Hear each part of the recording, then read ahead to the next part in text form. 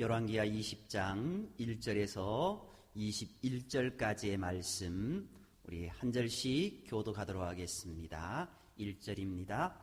그때에 히스기야가 병들어 죽게 되매 아모스의 아들 선지자 이사야가 그에게 나와서 그에게 이르되 여호와의 말씀이 너는 집을 정리하라. 내가 죽고 살지 못하리라 하셨나이다.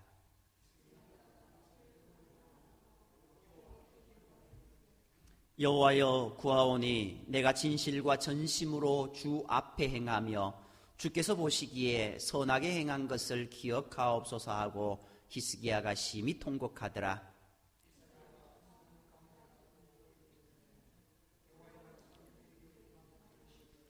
너는 돌아가서 내 백성의 주권자 히스기야에게 이르기를 왕의 조상 다윗의 하나님 여호와의 말씀이 내가 내 기도를 들었고 내 눈물을 보았노라. 내가 너를 낫게 하리니 내가 3일 만에 여호와의 성전에 올라가겠고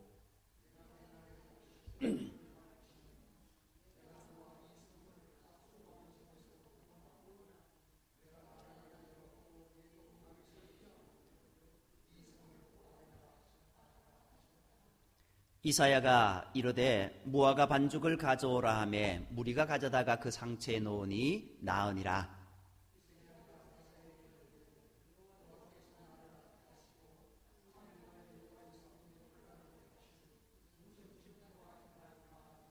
이사야가 이르되 여호와께서 하신 말씀을 응하게 하실 일에 대하여 여호와께로부터 왕에게 한 징표가 이 말이이다.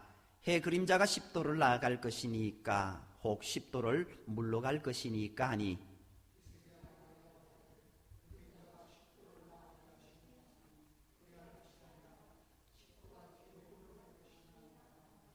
선지자 이사야가 여호와께 간구하며 아스의 해시계 위에 나아갔던 해 그림자를 10도 뒤로 물러가게 하셨더라.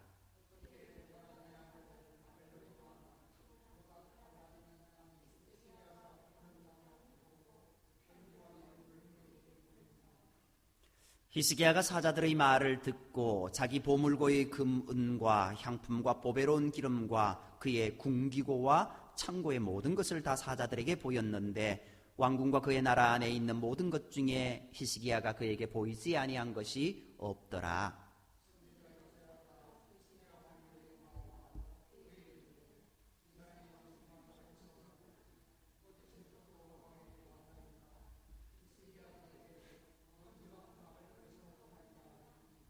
이사야가 이르되 그들이 왕궁에서 무엇을 보았나이까 하니 히스기야가 대답하되 내 궁에 있는 것을 그들이 다 보았나니 나의 창고에서 하나도 보이지 아니한 것이 없나이다 하더라.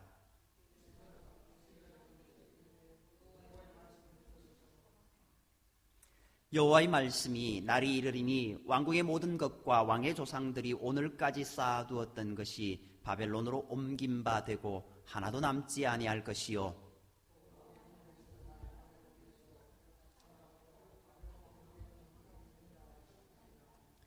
히스기야가 이사야에게 이르되 당신이 전한 바 여호와의 말씀이 선하니이다 하고 또 이르되 만일 내가 사는 날에 태평과 진실이 있을진데 어찌 선하지 아니하리요 하니라.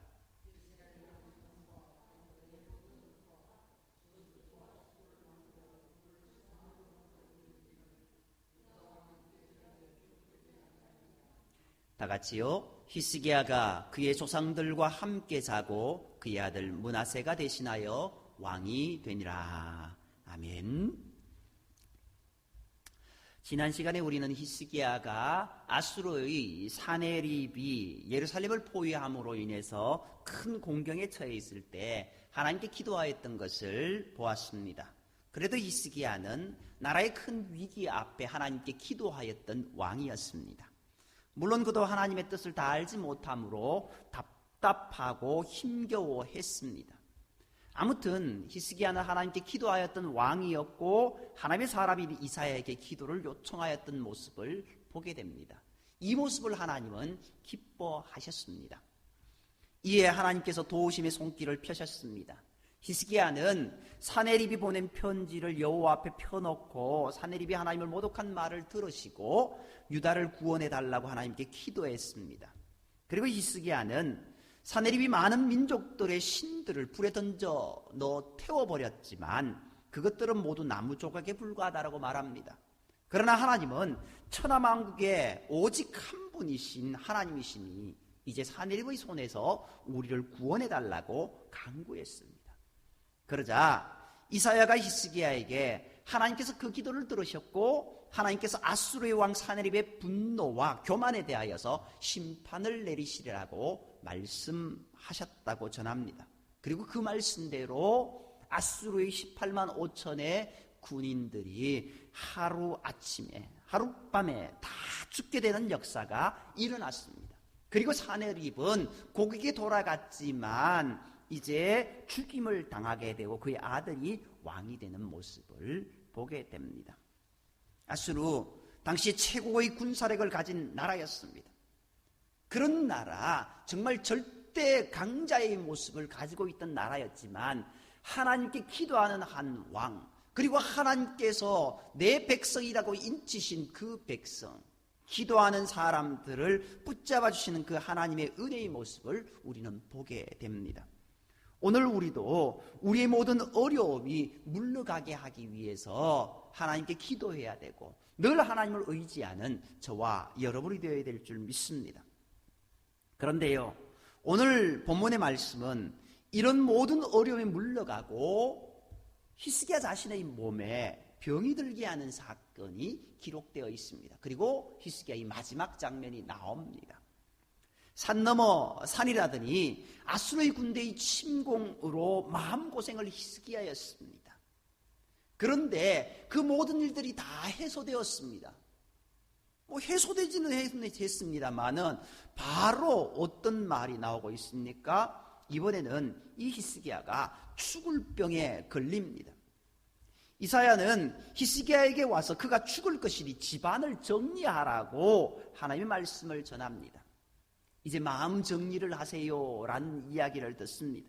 그것처럼 히스기야에게 마지막 정리하라는 말이 전해집니다. 그가 죽기 전에 다음 왕을 지명하라는 그런 말입니다. 집안 정리하라는 것이. 아직 39살밖에 안 된 히스기야는 아수르가 힘을 잃었으니 이제야말로 왕으로서의 삶을 제대로 누려보나 했는데 죽는다니 너무도 억울한 생각이 드는 겁니다. 그래서 벽을 향하여, 낮출 벽을 향하여 그렇게 되고 하나님께 통곡하며 기도하기 시작합니다.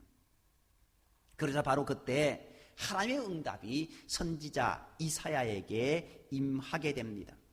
이사야는 히스기야가 죽게 되리라는 하나님의 말씀을 전하고 왕국을 나가던 참이었습니다. 그런데 그가 왕궁 뜰을 채 벗어나기도 전에 하나님의 말씀이 이사야에게 임하신 겁니다.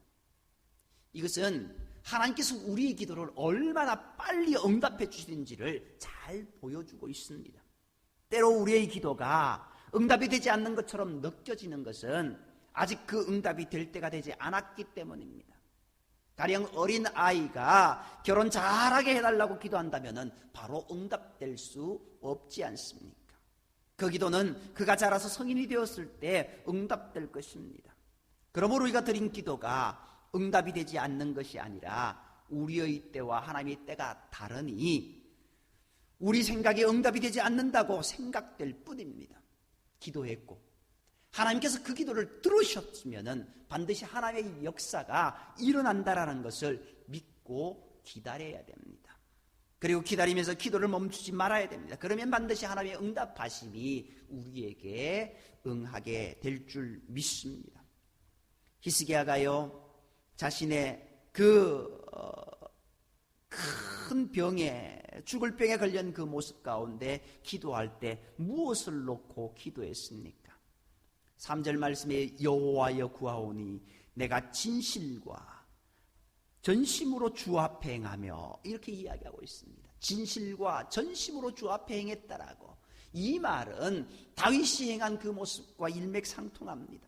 그리고 주께서 보시기에 선하게 행한 것을 기억하옵소서라고 이야기합니다. 우상을 타파하고 하나님만 섬기도록 그렇게 나아갔던 것, 그리고 하나님께 기도하며 하나님을 의지했던 그 모든 것들을 보시고 나를 불쌍히 여겨달라고 그렇게 기도했던 겁니다. 그 기도를 하나님은 들응답해 주셨습니다. 이에 이사야가 다시 돌아와서 무화과 반죽으로 히스기야의 병을 고치게 됩니다. 무화과 반죽이 무슨 양리작용이 있었던 것은 아닙니다. 무화과 반죽은 모세의 지팡이처럼 하나님의 기적을 나타내는 도구일 뿐입니다. 그것이 무슨 능력을 나타내는 것이 아닙니다. 하나님의 능력이 그것을 통해서 나타난 것이지 그것이 능력이 있어서 병이 나은 것이 아니다라는 겁니다. 그의 병을 고치신 분은 하나님이시다라는 것, 우리의 모든 삶의 문제를 해결해 주시는 분은 하나님이시라는 것을 바로 깨달아야 됩니다. 또한 하나님께서요 히스기야에게 15년의 삶을 연장시켜 주시지 않습니까?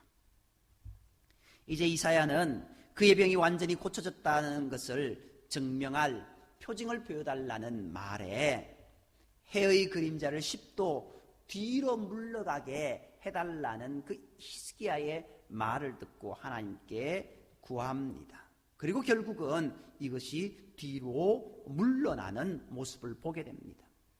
홍해를 갈라지게 하신 하나님께서 모든 것을 이루게 하신 겁니다. 천지를 창조하신 하나님께서 이보다 더한 일도 얼마든지 하실 수 있습니다. 그러므로 내가 할 수 없다고 코를 석자나 빼고 절망하며 한숨 쉬는 일은 없어야 됩니다. 기도를 하였으면 모든 염려를 주께 맡기고 사무엘의 어머니 한나처럼 마음에 평안을 가져야 될 줄 믿습니다. 그러면은 하나님의 역사심이 반드시 이루어진다라는 겁니다. 병을 고쳐주신다라는 것을 증명하는 징표로 너무나 큰 역사가 일어납니다. 해를 10도 뒤로 물러가는 이 모습입니다. 그런데 곰곰이 생각해 보면은요, 말씀을 한번 보시기 바랍니다. 7절 말씀에요, 이사야가 이르되 무화과 반죽을 가져오라 하며 무리가 가져다가 그 상처에 넣으니 나았다라고 성경이 기록하고 있습니다. 나았다고 하면 그때부터 벌써 나은 겁니다. 그런데요, 누가 믿지 못하고 있습니까? 히스기야가 믿지 못하고 있습니다. 인생이 그렇습니다. 하나님은 분명히 나았다라고 말씀하심에도 불구하고 우리는 그 징표를 보여달라고 이야기합니다. 히스기야가 그 징표를 보여달라고 이야기하고 있는 겁니다. 사실 이 징표는요, 병이 나은 것을 증명하는 징표가 아닙니다. 히스기야에게 하나님을 경험하게 하는 그런 징표입니다.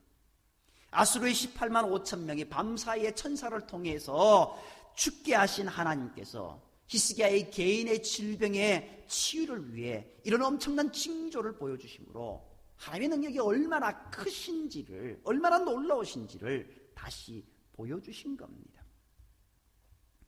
하나님께서 히스기야에게 이런 두 가지 큰 기적을 보이신 것은요, 그가 지금까지 보여준 믿음의 길을 계속 가도록 하기 위해서였습니다. 그도 고백했듯이 내가 진실하게 행하지 않았습니까? 정성적 열심으로 행하지 않았습니까? 선하게 행하지 않았습니까? 맞습니다. 그렇게 걸어왔습니다. 그런데 그 길을 어떻게 하라고요? 앞으로 계속 걸어가라는 겁니다. 15년의 생명이 연장되었으면 그 연장된 삶 속에서도 하나님을 의지하고 붙들고 나아가라는 겁니다. 히스기야가 다윗처럼 하나님을 사랑하며 섬기는 일을 계속하기를 바랐으므로 하나님이 누구신지를 더 확실하게 경험하게 하신 겁니다. 그러나 히스기야의 뒤의 모습을 한번 보시기 바랍니다. 이 15년의 모습이 정말 극히 악한 모습인 것을 보게 됩니다. 구체적으로 나오지는 않습니다만은 그 뒤에 1년의 유다의 역사를 보면은 히스기야의 이 마지막 15년, 어찌 보면 하나님께서 덤으로 주신 이 인생이 큰 죄악의 시기였다라는 것을 발견하게 됩니다. 아무튼요, 이렇게 하나님께서 큰 은혜를 허락해 주셨습니다. 병이 다 낫게 되었습니다. 큰 징표를 보여주셔서 그가 이제 믿게 되었습니다. 그런데요, 그때 이제 아수로부터 사절단이 오게 됩니다. 아수로부터의 두려움도 사라지고 질병도 치유되어 그의 마음을 답답하게 했던 것들이 다 사라지자 하나님을 의지했던 마음이 사라졌던 그런 모습인 것 같습니다. 마치 요아스 왕이 그의 생명의 은인인 대제사장 여호야다가 죽자 마음을 바꾸고 우상을 숭배했던 것처럼 히스기야는 모든 아픔이 사라지고 평안의 때가 오자 바벨론 사절단에게 마치 아수르 군사를 자기의 능력으로 죽인 것처럼 자기의 힘을 과시하며 유다의 모든 것을 보여주게 됩니다. 그것을 보여줄 이유가 없습니다. 그런데 여기에 다 보여줬더라. 보여주지 않은 것이 하나도 없더라고 기록하고 있습니다. 바벨론의 사절단이 히스기야를 병문안 왔습니다.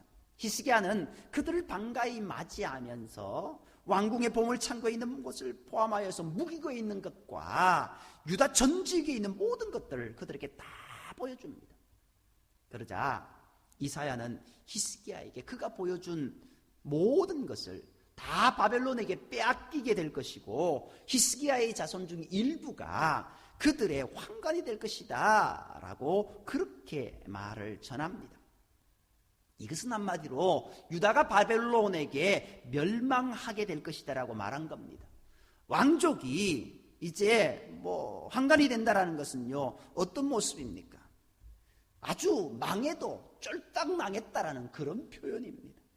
아주 비참하고 처참하게 망하는 겁니다. 그런데 히스기야는요 그 뒤에 말씀을 보면 참 이상합니다. 자기가 사는 생애 동안에는 이런 일이 일어나지 않으니 그러면 배웠다면서 두려워하지도 않고 걱정하지도 않습니다. 참으로 기가 막히는 그런 모습. 이전에는 문제가 있으면 하나님께 기도했던 사람이 기도하지 않습니다. 하나님께 울부짖지 않습니다. 그 모습이 덤으로 사는 인생, 하나님을 온전히 섬기라고 그렇게 은혜를 부어주셨음에도 불구하고 그것을 깨닫지 못한 히스기야의 모습을 보게 됩니다. 바벨론 사절단에게 군기고를 보여준 것이 무엇이 문제가 될 수 있습니까? 당시 그 지역에서 가장 힘센 나라 아수르였습니다. 바벨론도 아수르에게 조공을 바치던 약소국 중에 하나였습니다. 그런데 아수르가 예루살렘을 침공하는 과정에서 아수르의 최정예 군사들 18만 5천 명이 다 죽었지 않습니까? 물론 이 일은 하나님의 천사들에 의해서 이루어진 일입니다만 바벨론 사람들은 히스기야가 죽였다라고 생각했습니다. 그러므로 바벨론 사절단은 히스기야의 병문안을 왔지만 일면 아수르 군사들을 죽인 히스기야에게 성전에 축하를 하러 온 것이기도 하고 어찌 보면은 그들의 모습을 살피려 온 모습이기도 합니다. 히스기야는 이런 상황에서 바벨론 사절단에게 각종 보물과 군기고를 다 보여주었습니다. 결국 여기서 문제가 된 것은 군기고를 보여주었다라는 겁니다. 히스기야는 아수르의 18만 5천 명의 군사들을 마치 자기의 힘으로 죽인 것처럼 바벨론 사절단에게 과시하고 자랑한 겁니다. 요셉이나 다니엘이 꿈을 해몽할 때마다 어떻게 고백했습니까? 이 일을 행하시는 분은 하나님이시라고 분명히 언급했습니다. 그것과 비교하면은요, 히스기야는 이 일이 하나님께로부터 이루어진 일이라는 것을 단 한마디도 하지 않은 것입니다. 하나님 보시기에 지극히 악한 모습이었다는 것을 알 수 있습니다. 바울이 고린도 교회 성도들에게 책망한 것도 이런 모습이었습니다. 고린도 교회 성도들이 주님께서 주신 성령의 은사를 마치 자기들의 능력인 것처럼 자랑했습니다. 이처럼 하나님께서 우리에게 베풀어 주신 은혜를 내 능력이나 나의 경건으로 이루어진 것처럼 자랑하면은 도리어 하나님의 진노를 받을 수밖에 없다라는 겁니다. 내가 많이 가진 것, 내가 무엇을 할 수 있는 것, 내가 어떤 일들 속에서 능력을 나타낼 수 있는 그 모든 것들이 다 하나님이 나로 하게 해주셨기 때문에 가능하다라는 것, 우리가 그것을 깨닫고 모든 것을 하나님을 의지하며 하나님께 맡기고 하나님께 모든 것을 돌려드리는 우리의 삶이 되어야 됩니다. 나는 아무것도 아닙니다. 하나님이 하셨습니다. 주님이 하셨습니다. 이 고백이 우리 가운데 있어야 된다는 겁니다. 히스기야는 그 고백을 하지 않았습니다. 히스기야는 자기 자랑을 하고 있는 겁니다. 히스기야가요 15년의 생명을 연장받았습니다. 차라리 이 15년의 생명을 연장받지 않았더라면 어떠했을까? 그런 이야기들을 많이 합니다. 히스기야는 삶을 연장받은 그 15년 동안 하나님을 떠나 우상 숭배와 향락의 삶을 살았습니다. 성경에는 그런 이야기가 자세히 나오지는 않지만 우리는 그의 아들 므낫세가 남한국 유다 역사상 가장 사악한 왕이었다는 점에서 히스기야가 삶을 연장받은 15년 동안에 얼마나 타락한 삶을 살았나 하는 것을 알 수 있습니다. 므낫세가 12세의 왕이 되었으니까 므낫세는 히스기야가 삶을 더 연장받은 때에 낳은 아들입니다. 3년 후에 낳은 아들이라는 겁니다. 그리고 그는 이때의 히스기야의 살아가는 모습, 12살이면은요 이제 13세 되면은 성인식을 합니다. 히브리인들은 성인식을 합니다. 남자아이들. 그러면은요 이제 성인의 버금가는 아이입니다. 모든 것을 보고 자라왔던 사람, 왔던 아이입니다. 누구에게 배웠습니까? 결국은 이 히스기야를 통하여서 그는 모든 것을 보고 자랐던 사람입니다. 그러니까 히스기야의 살아가는 모습을 보면서 그것을 배울 수밖에 없었던 겁니다. 북왕국의 이스라엘의 아합보다도 더 사악한 왕이 바로 므낫세 왕이었다라고 성경은 기록하기도 합니다. 히스기야가 아수르 군사에게 위협을 받을 때 그의 삶에서 가장 신실하고 거룩한 삶을 살았습니다. 다윗이 사울에게 쫓길 때에도 아둘람 굴에서 주옥같이 아름다운 시편들이 써졌고 유다 백성들이 바벨론의 포로가 되었을 때 오늘날 구약의 대부분이 편집 정리되었습니다. 답답한 시간에 큰 어려움의 시간이 오히려 그들에게 있어는 보물과 같은 그런 시간이었습니다.